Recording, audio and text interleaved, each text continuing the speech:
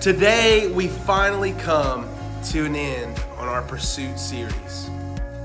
Today, we really see where everything we pursue for God meets in one idea.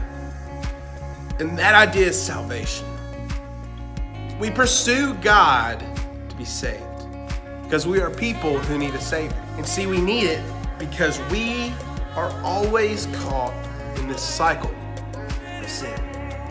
See, in Proverbs, in the Bible, it says that as a dog returns to his vomit, so a man returns to his own sin. Us humans live in sin and continually live in it. See, we are our worst enemies. We sin. We're our worst critics. Our brains are regularly playing tricks on us because we find ourselves in the same situation over and over and over again. And sometimes we begin to feel complacent with it. See, it's a dangerous place to be in. If we're all honest with ourselves, we can all find that we've been in that exact same place where we're content in our filth and we're content with our sin. And Paul really talks about this in chapter 7 of Romans. And we're going to read that today. Chapter 7, verses 15 through 22. I don't really understand myself, for I want to do what is right, but I don't do it. Instead, I do what I hate. But if I know that what I am doing is wrong, this shows that I agree that the law is good. So I'm not the one doing wrong. It is the sin living in me that does it. And I know that nothing good lives in me. That is in my sinful nature. I want to do what is right, but I can't.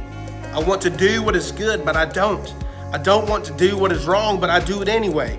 But if I do what I don't want to do, I am not really the one doing wrong. It is sin living in me that does it. I have discovered this principle of life, that when I want to do what is right, I inevitably do what is wrong. I love God's law with all my heart. I do what I don't want to do.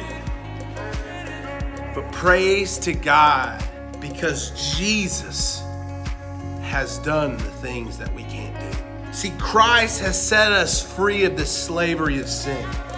Christ has came and saved us, and we're out of that monotony of this relationship with sin constantly berating us and bringing us down. See, because of what Christ did, we no longer have to keep thinking we're trapped in this idea that we have to do all the things that are good enough for God's approval. Because Jesus came and died and gave us that approval through his sacrifice. See, Jesus has made you perfect through what he did on the cross. So we no longer feel this compulsion to do what is right.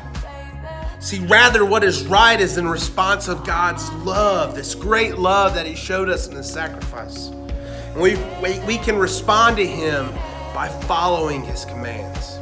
See, it's not out of a sense of obligation, but rather out of love that we follow and listen to Jesus' commandments. Not because we have to, but because we want to do what he asks us to do. See, a husband doesn't love his wife because she does this checklist for him.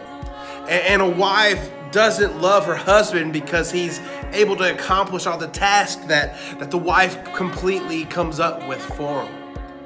See, God desires our hearts. Just like in a marriage, you should be in love with the person you're married to, and that should be what holds you together, not what you can do for each other. See, when our hearts are in the right place, a lot of our life can fall into the right place after that. See, ultimately, all the things that we are called to pursue leads us directly to the salvation in Jesus Christ. That salvation saves us from a lot of things. But most importantly, that salvation saves us from ourselves. Just like Paul writes about how he's constantly sinning, he's stuck in this sin, doing what he doesn't want to do. God brings us out of that whole circle of life and makes us perfect in him. See, we are saved from ourselves.